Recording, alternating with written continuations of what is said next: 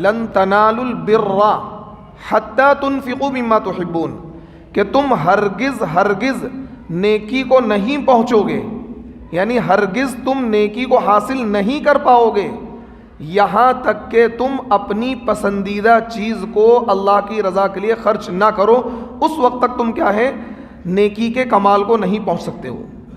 تو اس آیت کی تفسیر کرتے ہوئے مفتی شفیع عثمانی رحمۃ اللہ علیہ نے معارف القرآن میں لکھا ہے کہ بر کا جو لفظ ہے یہ نیکی کے لیے استعمال ہوتا ہے، نیکی کے لیے استعمال ہوتا ہے، اور بر کہتے ہیں کہ جب تک انسان کسی بھی چیز کو کامل طریقے سے ادا نہ کرے، کامل طریقے سے ادا نہ کرے تو وہ کیا ہے حق ادا کرنے والا نہیں ہے، حق ادا کرنے والا نہیں ہے۔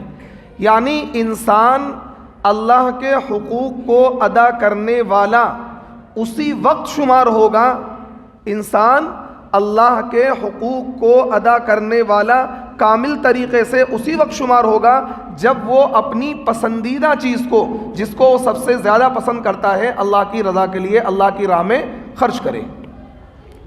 جب قرآن پاک کی یہ آیت نازل ہوئی کہ لن تنالوا البر حتی تنفقوا مما تحبون، کہ تم ہرگز نیکی کو نہیں پہنچ پاؤ گے، نیکی کو حاصل نہیں کر پاؤ گے، اللہ کے حقوق کو کامل طریقے سے ادا نہیں کر پاؤ گے جب تک کہ تم اپنی پسندیدہ چیز کو اللہ کی رضا کے لیے خرچ نہ کرو۔ تو ایک صحابی ہیں حضرت ابو طلحہ انصاری رضی اللہ تعالیٰ عنہ، یہ انصار مدینہ میں سب سے زیادہ مالدار صحابی تھے۔ انصار مدینہ میں سب سے زیادہ مالدار صحابی کون تھے؟ حضرت ابو طلحہ انصاری رضی اللہ تعالیٰ عنہ۔ جب قرآن پاک کی یہ آیت نازل ہوئی تو وہ اللہ کے نبی کی خدمت میں حاضر ہوئے، اور بخاری شریف میں حدیث نمبر 1461 ہے یہ واقعہ امام بخاری نے کیا نقل کیا ہے بخاری شریف کے اندر۔ حضرت ابو طلحہ اللہ کے نبی کے پاس آئے اور انہوں نے کہا کہ اے اللہ کے نبی، میرے مال میں سب سے زیادہ پسندیدہ جو مجھے ہے وہ مجھے بیر ہا، ایک باغ تھا مسجد نبوی سے بالکل سٹا ہوا، لگا ہوا، متصل، اور وہ باغ بہت ہی قیمتی تھا، بہت ہی زیادہ نفع بخش تھا، بہت ہی زیادہ اس کے اندر پھل آتے تھے، بہت ہی زیادہ زرخیز تھا، اور اس باغ کے اندر ایک کنواں تھا جس کو کہتے ہیں بیر ہا۔ اس باغ کا جو کنواں تھا بیر ہا کے نام سے، اللہ کے نبی صلی اللہ علیہ وسلم کو اس کنویں کا پانی بہت زیادہ پسند تھا، اور نبی علیہ الصلوۃ والسلام کبھی کبھار اس باغ میں جا کر اس کنویں کا پانی پیا کرتے تھے۔ حضرت ابو طلحہ انصاری رضی اللہ تعالیٰ عنہ اللہ کے نبی کی خدمت میں حاضر ہوئے اور انہوں نے کہا کہ اللہ کے نبی صلی اللہ علیہ وسلم، مجھے اپنے مال اور اپنے باغ میں سب سے زیادہ جو پسند چیز ہے، سب سے زیادہ جو پسندیدہ ہے وہ یہ بیر ہا ہے، یہ جو باغ ہے یہ مجھے زیادہ پسند ہے، اور میں یہ چاہتا ہوں کہ اس باغ کو اللہ کی رضا کے لیے صدقہ کر دوں۔ کیا کر دوں؟ اللہ کی رضا کے لیے صدقہ کر دوں۔ کیوں؟ کیونکہ قرآن کے جو اولین مخاطب تھے وہ کون تھے؟ صحابہ تھے۔ قرآن کے اولین مخاطب کون تھے؟ صحابہ تھے، اس وجہ سے وہ اس چیز کو فوراً کیا ہے اس پر عمل کرنے کی کوشش کرتے تھے۔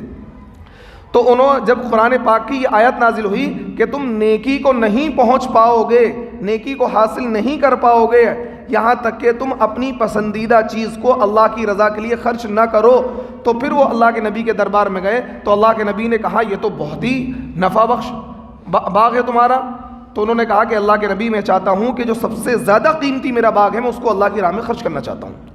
اللہ کے نبی نے کہا کہ تو ایسا کرو، تم اپنے اعزاء و اقارب، اپنے قریب رشتہ داروں پر اس باغ کو صدقہ کر دو۔ حضرت ابو طلحہ انصاری نے کہا ہے اللہ کے نبی ٹھیک ہے، جیسا آپ نے ارشاد فرمایا ہے میں ایسا ہی کروں گا، اور انہوں نے اس باغ کو اپنے چچا زاد بھائیوں پر اور اپنے قریبی رشتہ داروں پر اس باغ کو کیا کر دیا؟ صدقہ کر دیا۔ تو یہ کیا ہے؟ یہ صحابہ کا طرز عمل ہے۔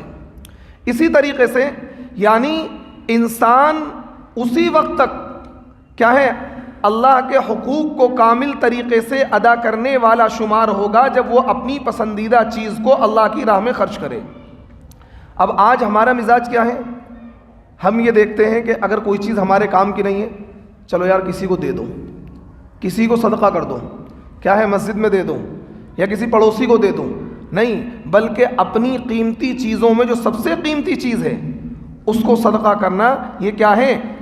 سب سے افضل ترین جو اعمال ہیں، یعنی افضل ترین جو اعمال ہیں ان میں سب سے افضل عمل یہ ہے کہ انسان اپنی پسندیدہ چیز کو اللہ کی رضا کے لیے کیا کرے؟ خرچ کرے۔ اور حضرت ابو طلحہ انصاری نے یہ کر کے دکھایا کہ ان کے مال میں سب سے زیادہ قیمتی جو باغ تھا، اس باغ کو اللہ کی رضا کے لیے انہوں نے صدقہ کر دیا۔